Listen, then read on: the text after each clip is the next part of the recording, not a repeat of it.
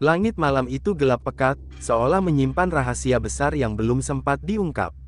Angin berhembus lembut di halaman pesantren Miftahul Falah, tempat di mana Gus Maksum biasa menyendiri selepas jamaah Isya. Di bawah sebatang pohon beringin tua yang telah berusia ratusan tahun, beliau duduk bersila, berselimutkan sorban putih kusam yang sudah menemaninya sejak masa muda. Wajahnya tenang, tapi di matanya bersemayam kegelisahan. Malam-malam terakhir ini, tidurnya tak pernah benar-benar pulas. Ada sesuatu yang datang berulang, mengusik ketenangannya. Mimpi aneh, penuh simbol, bayangan, dan bisikan. Dalam mimpi itu, ia berada di tengah padang luas. Ribuan manusia berwajah samar berdiri dalam lingkaran, memandangi satu menara tinggi menjulang. Dari atas menara itu, seorang lelaki bersorban hijau berseru lantang, "Yang bukan darah pilihan, jangan bermimpi memimpin." Setiap kalimatnya menggema, membuat tanah bergetar. Di sekeliling menara, para kiai tua dari Nusantara berlutut, wajah mereka tertunduk bukan karena hina, tetapi karena dikhianati. Lalu muncul suara lain, dari balik awan, lebih lembut namun menggetarkan, "Bangkitkan mereka, wahai anak timur. Sudah terlalu lama kebenaran dibungkam oleh kebanggaan semu." Gus Maksum terbangun dengan tubuh dingin dan keringat membasahi kening. Jantungnya berpacu cepat. Ia tahu ini bukan sekadar bunga tidur. Pesan itu jelas, ada yang sedang meremehkan warisan ulama Nusantara, dan tugasnya belum selesai. Subuh pun menjelang, namun langit masih tampak gelisah. Awan bergulung seperti ingin menyampaikan sesuatu. Saat iqomah dikumandangkan, langkah Gus Maksum menuju masjid terasa lebih berat dari biasanya. Hatinya mengemban firasat yang tak main-main. Selesai salat, ia duduk di saf depan, memandangi langit melalui jendela masjid yang terbuka. Ia teringat pada wejangan gurunya dulu di Mekah, akan datang zaman di mana nasab dijadikan senjata, dan ilmu dianggap tak penting jika tidak diwarisi dari nama besar. Hari itu, tanpa banyak bicara, Gus Maksum memerintahkan santrinya yang paling dipercaya, Syamsul, untuk memanggil beberapa tokoh penting, Gus Ikdam dari selatan, Kiai Haji Imaduddin dari timur, dan Habib Mustafa dari barat. Ia tahu, badai ini tak bisa dilawan sendirian.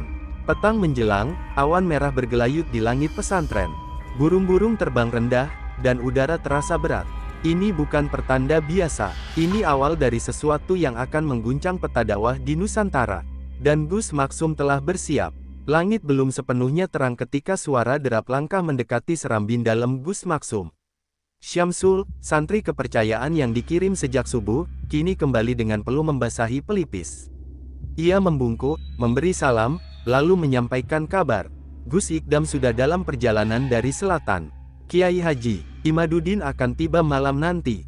Tapi, suara Syamsul merendah, "Ada sesuatu yang perlu panjenengan dengar lebih dulu." Gus Maksum menoleh, matanya tajam seperti menembus isi kepala Syamsul. Di Madura, seorang habib pengikut Ba'alawi berceramah di pesantren tua. Ia menyebut kiai-kiai kampung hanya pengasuh ilmu pinggiran, tidak layak membimbing umat, apalagi mengisi mimbar besar. Beberapa santri menangis. Tapi yang paling menyakitkan, sebagian dari mereka mulai percaya. Gus Maksum tak menjawab, hanya jemarinya yang menggenggam tasbih makin erat. Suasana mendadak sunyi, bahkan angin pun seolah berhenti mendesir. Tak lama, suara derap kuda terdengar dari arah barat. Di pelataran, debu berhamburan saat seekor kuda hitam berhenti mendadak. Penunggangnya, berjubah panjang dan berwajah tegas, turun tanpa banyak basa-basi. "Assalamualaikum, Kang Maksum," sapa Habib Mustafa, suaranya dalam dan syarat beban. Mereka saling memandang sejenak. Bukan pandangan pertemuan biasa, melainkan tatapan dua orang yang tahu badai sedang mendekat. Habib Mustafa tak membuang waktu. "Saya datang dari Banten membawa surat," katanya, lalu menyerahkan secarik kertas lusuh. Di sana tertulis penggalan ceramah dari seorang pengikut Ba'alawi. "Yang bukan zuriyah Nabi, jangan mimpi bicara soal kebenaran. Jangan biarkan mereka mengaburkan garis suci. Cukup jadi pengikut, bukan pemimpin." Gus Maksum membaca perlahan. Setiap kata seperti menancap di dada. "Kita bukan sedang menghadapi orang sombong biasa," ujar Habib, "ini sudah menjadi gerakan yang terorganisir. Mereka menyebar di pesantren, majelis, bahkan mempengaruhi pejabat. Dan mereka menyusup ke hati santri yang lemah keyakinan." Senja mulai turun ketika Gus Ikdam tiba. Jubahnya tertiup angin, dan wajahnya menggurat kelelahan. Namun tatapannya penuh api. Pondok saya di Jember didekati beberapa orang asing. Mengaku ingin silaturahim, tapi ujung-ujungnya mencela para kiai yang tak punya nasab. Mereka bilang, apa gunanya ilmu kalau darahmu tak suci? Gus Maksum bangkit. Suaranya tegas namun dingin, kalau ilmu dianggap tak sebanding dengan nasab, maka para nabi yang bukan dari Quraisy dianggap sia-sia. Ini bukan soal siapa zuriyah, tapi siapa yang menjaga amanah. Langit di atas pesantren bergemuruh pelan, seperti merespons kemarahan yang ditahan selama ini. 3 ulama dari timur, barat, dan selatan kini telah berkumpul. 3 penjuru telah menyatu, menandai lahirnya poros kekuatan baru. Dalam remang lampu minyak, Gus Maksum berkata lirih namun bergetar, sudah saatnya kita bergerak. Bukan untuk menjatuhkan nama siapapun, tapi untuk menyelamatkan wajah Islam Nusantara yang sedang diinjak-injak oleh kebanggaan semu. Dan malam itu, di ruang kecil yang penuh kitab kuning dan harum kopi pahit, lahirlah tekad besar, menyalakan cahaya perlawanan. Bukan dengan pedang, tapi dengan ilmu dan keberanian. Hujan turun diam-diam malam itu. Rintiknya tak deras, tapi cukup untuk menyamarkan langkah-langkah para tamu yang berdatangan ke sebuah padepokan tua di Tegalrejo. Bukan tempat sembarangan. Disinilah, puluhan tahun silam, seorang ulama sepuh mengajarkan bahwa kekuasaan tanpa akhlak hanyalah tirani yang berbaju agama. Padepokan itu kini remang-remang diterangi lampu cempor dan lilin yang disusun di pojok ruangan. Di dalam, tak ada kemewahan. Hanya lantai semen dingin, dinding kayu penuh kitab usang, dan segenggam karomah yang tak pernah dipamerkan. Gus Maksum duduk di tengah, di sampingnya Gus Ikdam dan Kiai Haji Imaduddin. Habib Mustafa bersila tak jauh, sementara beberapa tokoh pesantren dari berbagai penjuru telah duduk melingkar. Tak ada pengeras suara, tak ada spanduk, yang ada hanya kesenyapan yang berat, seperti malam yang menahan napas. Jangan salah paham, ucap Gus Maksum mengawali, suaranya tenang namun syarat luka, pertemuan ini bukan karena kita takut kehilangan panggung. Tapi karena panggung dakwah mulai dipenuhi kebohongan berselimut keturunan. Mata Kiai Haji Imaduddin menatap lantai. Ia menggenggam peci hitamnya, lalu berujar pelan, di Bangkalan, 3 santri keluar dari pondok hanya karena mendengar ceramah bahwa kiai mereka bukan darah nabi. Apa artinya ilmu puluhan tahun jika hancur hanya karena satu kalimat jumawa? Gus Ikdam mengangguk. Kita sedang menghadapi perang diam-diam. Mereka tak memakai senjata, tapi menanamkan ideologi lewat pujian palsu dan hadis yang dicabik-cabik maknanya. Semua diam, hanya suara hujan di atap yang mengiringi kegelisahan mereka. Kemudian, dari balik pintu yang terbuka perlahan, masuk seorang tua renta. Jubahnya kumal, namun sorot matanya menggetarkan. Dialah Mbah Nur, ulama tua yang telah bersembunyi dari dunia sejak 15 tahun lalu. Yang kalian lawan bukan sekadar orang, katanya lirih, tapi jaringan. Yang berakar pada rasa rendah diri umat. Selama masih ada yang menganggap dirinya kecil karena tidak keturunan Arab, mereka akan terus dijajah. Ia berhenti sejenak, lalu memandang satu persatu wajah yang hadir. Kalian harus mengangkat martabat kiai kampung. Bukan dengan debat, tapi dengan keteladanan. Tapi bila mereka mulai mencaci, kalian wajib berdiri. Bukan untuk diri kalian, tapi untuk menjaga warisan langit yang telah disemai di tanah ini. Tiba-tiba, angin bertiup kencang, dan api lilin bergoyang hebat. Seolah langit pun menyaksikan janji yang tak boleh dilanggar malam itu. Gus Maksum berdiri, sorban putihnya melambai. Suaranya menggema dalam ruang sempit itu, mulai malam ini, kita bentuk barisan. Bukan untuk menjatuhkan, tapi untuk menyelamatkan. Dan biarlah gerakan ini berjalan diam, tapi menghunjam. Mereka saling menatap, tak perlu tepuk tangan, tak perlu sumpah. Karena yang hadir tahu, mereka baru saja menjadi bagian dari gerakan sunyi yang akan mengguncang tatanan dakwah yang selama ini dijajah oleh kesombongan nasab. Di luar, hujan berhenti. Dan dari celah langit yang robek, cahaya tipis menembus malam. Seolah langit pun menyetujui, perang telah dimulai. Perang yang tak membawa senjata, tapi membawa cahaya. Subuh belum lama berlalu ketika ruangan kecil di Padepokan Tegalrejo kembali sunyi. Namun, bukan sunyi biasa, ini keheningan yang mengandung kesadaran, bahwa yang mereka hadapi bukan arus kecil, melainkan gelombang besar yang telah lama bergerak dalam bayang-bayang. Di atas meja kayu yang telah lapuk dimakan usia, Gus Maksum menghamparkan beberapa lembar peta, potongan artikel, dan cetakan dari gawai milik santri. Mata-mata yang hadir menatap dengan saksama. Tak lagi dengan marah, melainkan dengan waspada. Ini bukan saatnya bicara keras. Ini saatnya membaca medan. Lihat ini, ucap Gus Ikdam sambil menunjuk sebuah majalah digital cetak Timur Tengah yang menyoroti gelombang kebangkitan para Zuriyah global. Di dalamnya, sebuah paragraf mencatut nama Indonesia sebagai negeri yang harus disucikan dari kepemimpinan kiai lokal yang bukan dari darah Nabi. Gus Maksum membolak-balik halaman lain, lalu menunjuk satu bagan jaringan. Mereka punya 6 simpul utama di negeri ini. 4 di pesantren yang dulu akrab dengan mereka, 2 lagi di lingkaran birokrasi keagamaan.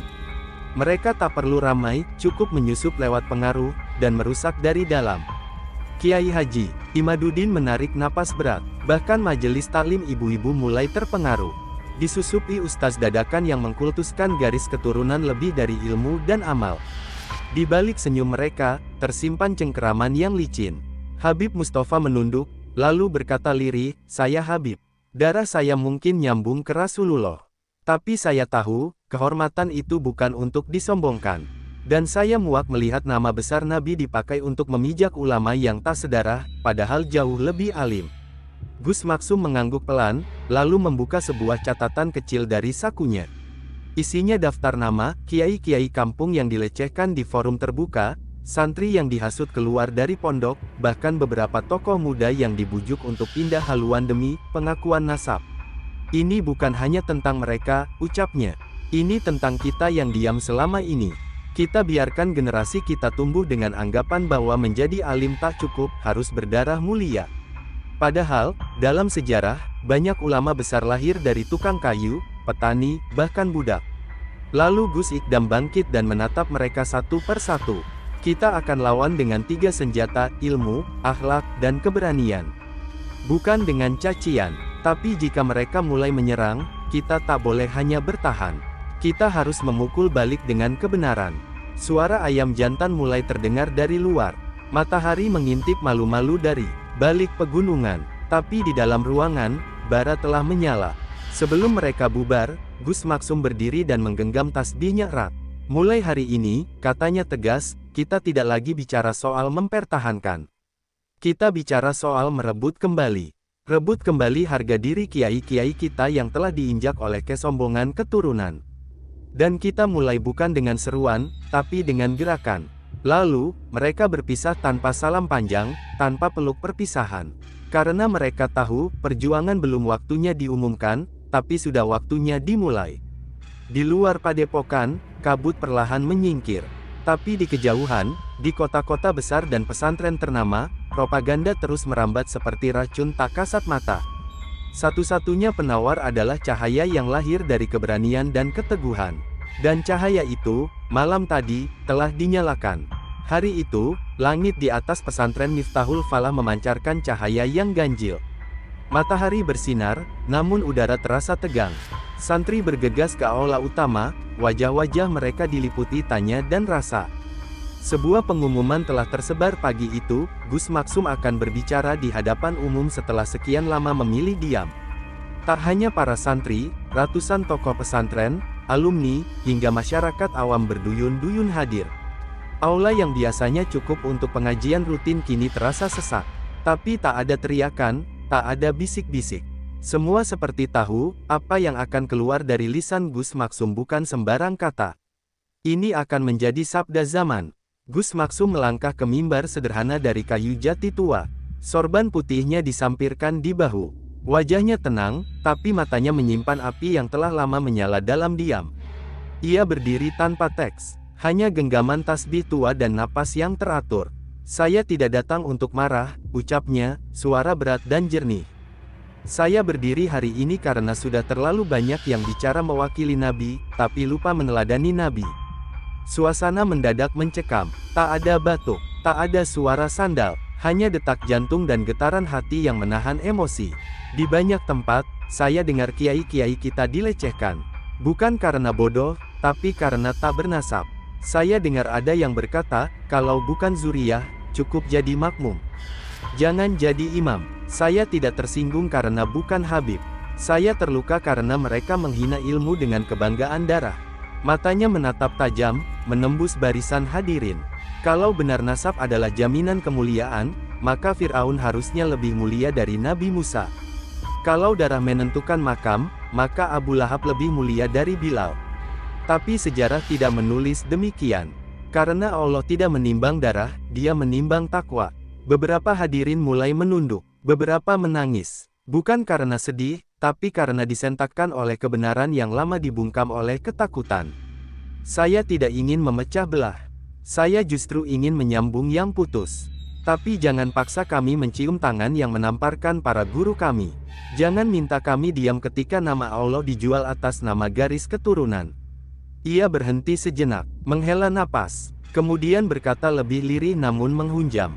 Islam Nusantara tidak dibangun dengan nasab.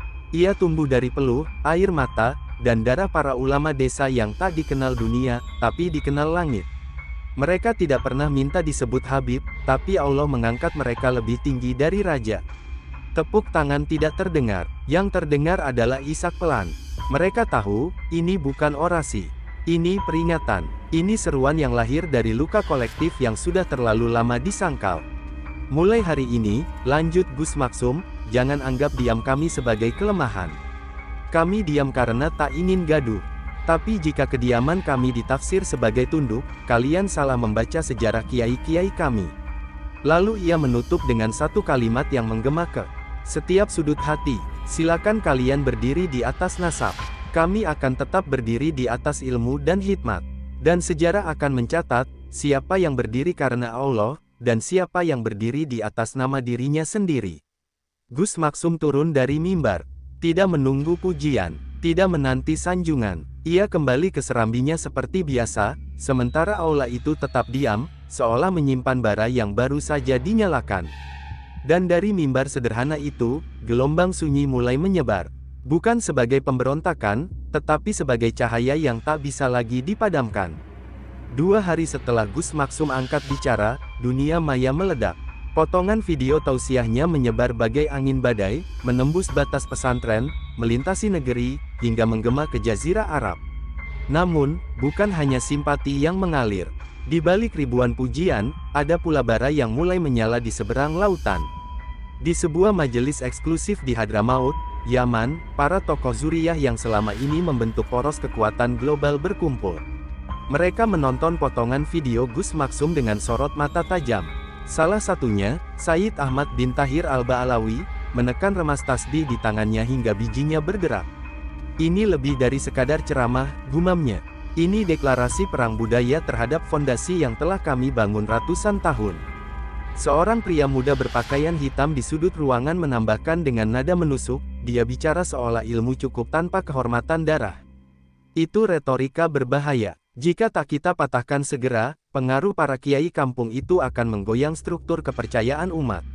Malam itu juga, sebuah keputusan diambil, menciptakan kontraradik naratif melalui media, memperkuat simpul di Indonesia, dan yang paling mengerikan, mengirimkan utusan khusus ke Nusantara. Bukan utusan dakwah, tapi agen perpecahan. Sementara itu, di tanah air, suasana di pesantren-pesantren mulai berubah. Para santri diam-diam menyebarkan pesan Gus Maksum. Kiai-kiai kampung yang dulu merasa minder, kini mulai bicara dengan suara bulat. Di langgar-langgar kecil, khutbah Jumat menjadi lebih berani. Namun di sisi lain, gelombang balasan juga mulai terasa. Majelis-majelis yang dulu condong pada poros Ba'alawi mulai menyebarkan ceramah yang menyudutkan. Mereka menyebut Gus Maksum sebagai penyulut fitnah, ulama tanpa adab, bahkan penyokong pemberontakan spiritual terhadap Zuriyah Nabi.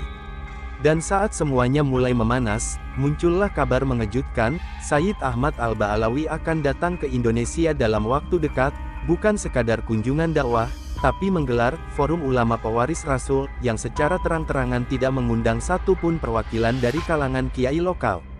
Kiai Haji Imaduddin, yang mendengar berita ini di tengah pengajian tafsirnya, hanya menutup kitab perlahan.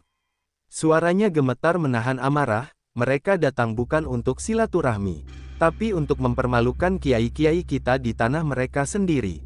Gus Ikdam tak banyak bicara. Ia tahu, ini bukan lagi tentang debat kata. Ini tentang benturan dua kutub yang tak bisa lagi berdamai dengan basa-basi. Dan di tengah kegelisahan itu, Gus Maksum memanggil 8 orang tokoh dari berbagai pesantren yang telah bersumpah menjaga marwah ulama Nusantara. Mereka dikumpulkan di ruang sempit beralas tikar pandan, bukan aula hotel berbintang. Di hadapan mereka, Gus Maksum menatap tajam. Kalau mereka datang membawa nasab, kita sambut dengan akhlak. Kalau mereka menabur fitnah, kita tabur ilmu. Tapi ingat, kalau mereka menjejak tanah kita dengan niat menginjak marwah guru-guru kita, maka jangan biarkan mereka pulang dengan kepala tegak. Semua mengangguk, tak ada sorak, tak ada takbir, hanya tekad yang menebal. Dan di saat langit malam kembali menggelap, satu berita kecil muncul di koran nasional, Sayyid Ahmad Ba'alawi akan mendarat di Bandara Soekarno-Hatta, Jumat malam. Jumat yang akan datang, adalah Jumat yang tak lagi biasa. Bandara Soekarno-Hatta malam itu tak seperti biasanya. Lantai marmernya bersih, tapi hawa di sekitarnya terasa berat. 5 mobil mewah berjejer di landasan privat. Bendera kecil dengan lambang Ba'alawi berkibar di kap depannya, sementara pengamanan sipil dengan jas hitam tampak berjaga penuh siaga. Sayyid Ahmad Al-Ba'alawi melangkah turun dari jet pribadinya dengan jubah keemasan dan sorban berlapis. Kamera-kamera media mainstream dan kanal dakwah daring langsung menyorot wajahnya. Senyumnya tipis, tapi tak menutupi tajamnya pandangan. Di belakangnya, 2 ulama muda berdarah Arab ikut turun, dikenal di media sebagai ulama generasi langit, dan terkenal karena ujarannya yang meremehkan kiai kampung. Keesokan harinya, gedung pertemuan terbesar di Jakarta disulap menjadi lautan jubah putih dan peci sorban. Forum pewaris Rasul dibuka dengan doa panjang berbahasa Arab, dilanjutkan dengan orasi berapi-api yang membakar kepercayaan lama, bahwa hanya zuriyah yang pantas memimpin umat.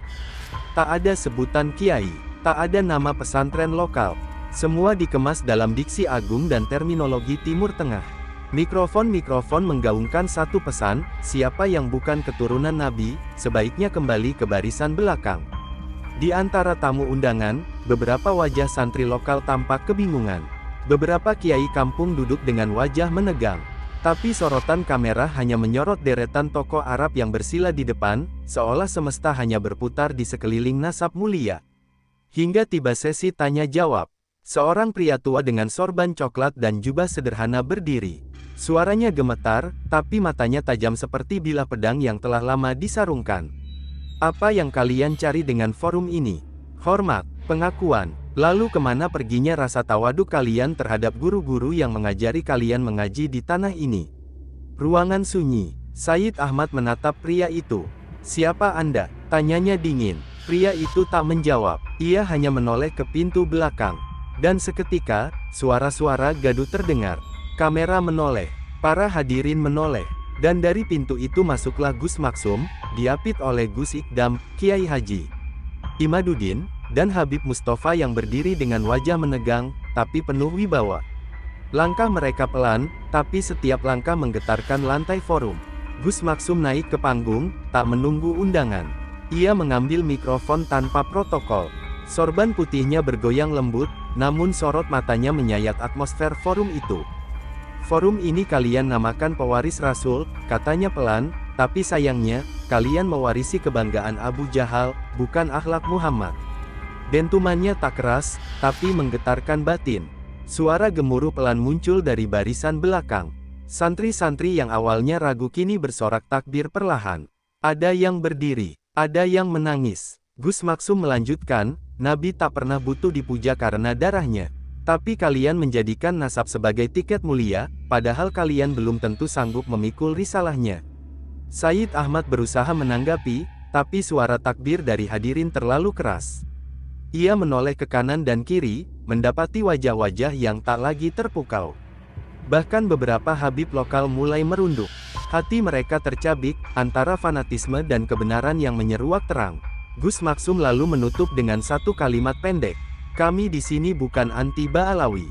Kami hanya menolak dijajah oleh kemegahan yang menistakan guru-guru kami. Tanah ini, berdiri di atas ilmu dan darah para kiai. Dan kami tak akan biarkan ia diinjak siapapun, meski kalian menyebut diri kalian waris Nabi. Lalu ia pergi, tanpa menoleh. Sementara forum itu, yang awalnya diatur megah, perlahan menjadi panggung. Kekalahan. Malam itu, media sosial terbakar. Video Gus Maksum memuncaki trending. Para santri membuat potongan-potongan hikmah dari ucapannya.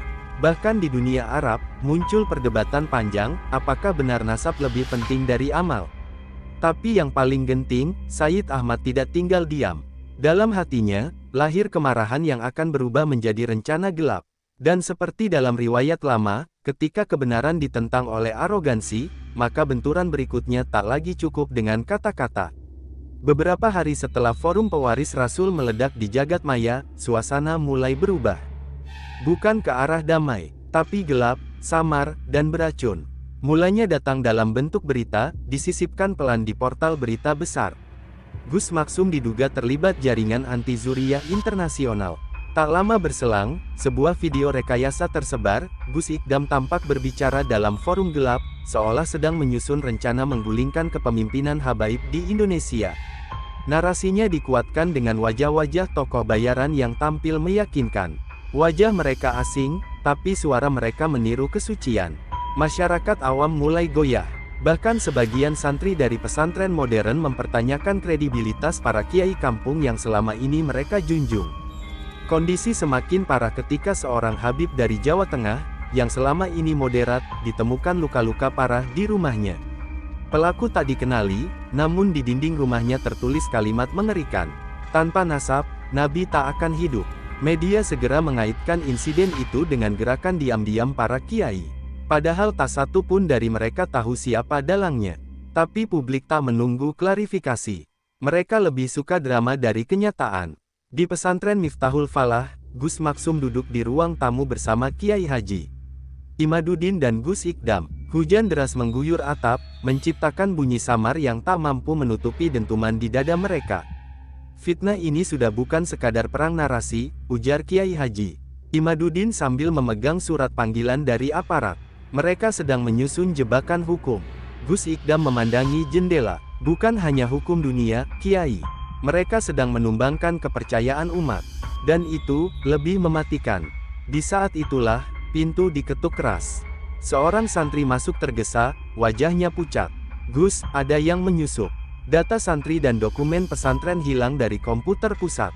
Gus Maksum berdiri pelan. Pengkhianatan, gumamnya. Ia tahu, seseorang di antara mereka, entah santri senior, pengurus, atau bahkan orang kepercayaannya, telah dibeli. Tidak dengan uang, tapi dengan janji kekuasaan dan rasa diakui oleh mereka yang dulu menginjaknya. Sore itu, sebuah pesan singkat masuk ke ponsel Gus Maksum dari nomor tak dikenal. Lebih besar dari, jika ingin selamatkan pesantren dan nama baikmu, datang sendiri ke Jakarta. Jangan bawa siapapun. Gus Maksum hanya tersenyum. Tidak karena takut, tapi karena ia tahu, ini bukan jebakan untuknya, ini jebakan yang akan mengungkap wajah sebenarnya dari mereka yang selama ini berselimut keanggunan. Waktunya kita bersihkan tanah ini dari yang menjual nama Nabi demi tahta, ucapnya lirih.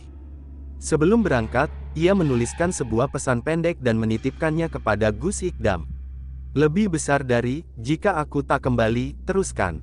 Jangan bela aku, bela ilmu, bela kiai-kiai yang telah mengajarkan kita diam saat hinaan datang, tapi bergerak saat agama diinjak. Di sisi lain Jakarta, Sayyid Ahmad tersenyum tipis di sebuah lounge mewah.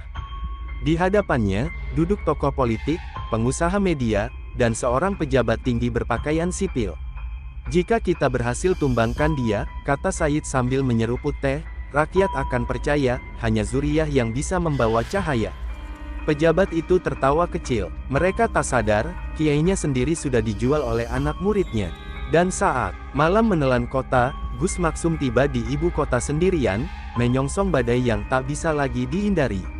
Namun ia datang bukan untuk membela diri. Ia datang untuk membakar panggung kebohongan. Dengan cahaya yang tak bisa dibeli. Bumi, langit Jakarta pagi itu kelabu, seolah tahu ada yang akan berubah. Awan menekan kota dari segala arah, dan udara terasa tebal oleh sesuatu yang tak terlihat, ketegangan, kebenaran, atau mungkin akhir dari kepura-puraan. Gus Maksum melangkah masuk ke dalam gedung pencakar langit di bilangan Sudirman, tempat pertemuan rahasia diatur. Tak ada sorban, tak ada tongkat, ia hanya mengenakan gamis abu-abu dan sandal kulit yang telah menemaninya puluhan tahun mengajar di langgar kecil. Di ruang pertemuan lantai atas, Said Ahmad duduk dengan raut puas. Di sisinya, orang-orang yang selama ini bermain di belakang layar, pemilik media, pengacara bayaran, politisi berkedok dakwah, bahkan seorang mantan santri yang kini jadi tokoh publik dengan jutaan pengikut. Datang juga akhirnya, ujar Said, nadanya mencibir. Apa yang akan kau bela hari ini? Nama baikmu, pesantrenmu, atau warisan kebohongan para kiai kampung? Gus Maksum berdiri tegak, tenang seperti air telaga.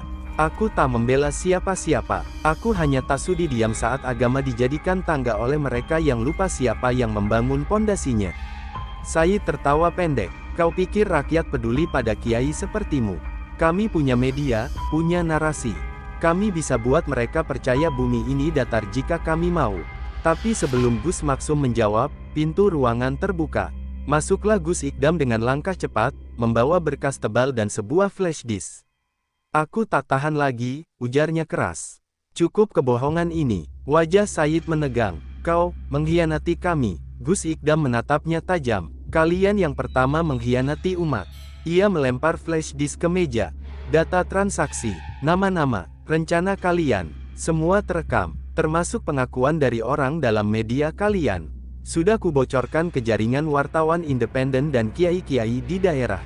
Gus Maksum hanya menunduk. Ia tak perlu bicara apapun. Ia tahu, kebenaran tak butuh pekik keras. Ia cukup dibuka, dan dunia akan melihat cahayanya sendiri. Tiba-tiba pintu dibuka lagi. Seorang penyidik KPK masuk diiringi aparat bersenjata. Maaf, kami punya surat penahanan untuk beberapa orang di ruangan ini. Atas tuduhan rekayasa media, pemerasan publik, dan penodaan simbol keagamaan. Wajah Said memucat. Ia melirik ke kiri kanan, mencari celah. Tapi tak ada lagi ruang untuk kabur. Langit telah memutuskan membelah bumi. Antara yang menjunjung ilmu, dan yang memperdagangkan nama suci. Beberapa hari kemudian, seluruh negeri berguncang. Media mainstream terpaksa menayangkan permintaan maaf. Video pembelaan para kiai kampung meledak. Di mana-mana, pengajian bertema ilmu lebih tinggi dari nasab digelar. Para habib moderat angkat bicara, menyerukan rekonsiliasi, bukan pemujaan. Dan di sebuah pesantren kecil yang dulu sering disepelekan, ribuan santri berdatangan. Mereka ingin belajar bukan hanya kitab, tapi sikap. Bukan hanya huruf, tapi keberanian. Gus Maksum menolak wawancara. Ia kembali mengajar seperti biasa. Gus Ikdam juga kembali ke pengajiannya, lebih tenang, lebih dalam. Kiai Haji Imaduddin, dalam sebuah majelis besar, menutup ceramahnya dengan kata-kata yang kini terpahat di hati banyak orang. Lebih besar dari, Nabi tak meninggalkan dinar, tak mewariskan istana. Yang beliau wariskan, adalah ilmu. Dan barang siapa mengambilnya, dia, tanpa harus berdarah suci, telah menjadi ahli waris sejati. Hari itu langit memang membelah bumi. Dan dari celah cahaya itu, lahirlah kembali harapan, bahwa di bumi ini, kebenaran masih punya suara.